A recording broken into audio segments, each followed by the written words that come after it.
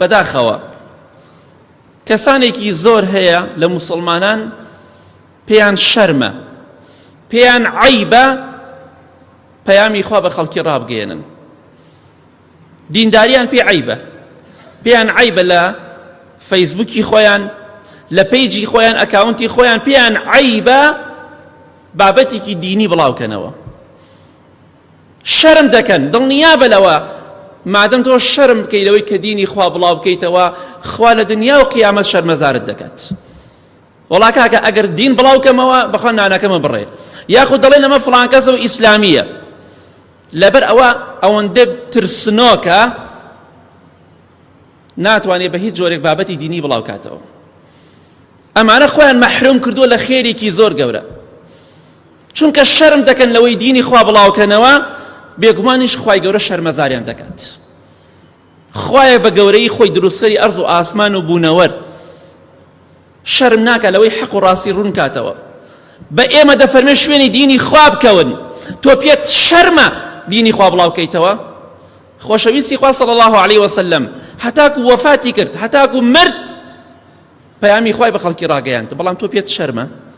بدڵنیا بە هەر کەسێک پێ شەرم بێ خوای گەورە شەرمەزاری دەکا، چونکە خوای گەورە ڕەحم بە کەسێک ناکە دینداری بە شەرمەزاری بزانێت، بە شەرمەزاری بزانێت کە دینی خوا بڵاو کاتەوە.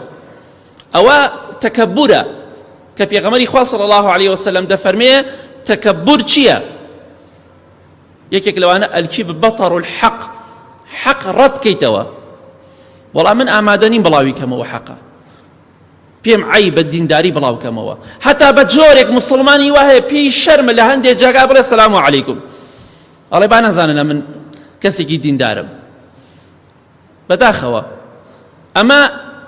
ئەم جۆرە مرۆڤانە نە مەلایکی خوا دوعای خێریان بۆکە، نە مێرولەکان و نە ماسیەکانی ناو بەحرەکانیش، چونکە شایستەیان نییە بخوا. ئینسانێک شەرم کات لە بڵاوکردنەوەی حەق و ڕاستیدا، شایستەی ئەوە نییە کە خوای گەورە ئەو هەموو ناز و نیعمەتە گەورەی پێبەخشێت.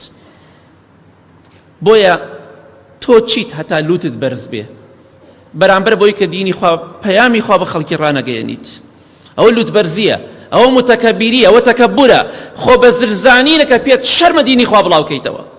بێدینێک ملحیدێک پێی عەیب نییە پەیامی خۆی بە خەڵکی ڕابگەیەنێ، بە شانازیەوە باسی دەکات، بڵاویشی دەکاتەوە و دیفاعیشی لێ دەکات. بەڵام تۆی مسلمان پێت شەرمە دینداری خواپەرستی بکەی. ئەگەر ئەمە بیر و باوەڕت بێ، بەڕاستی ترس ناکە بە قیامەت.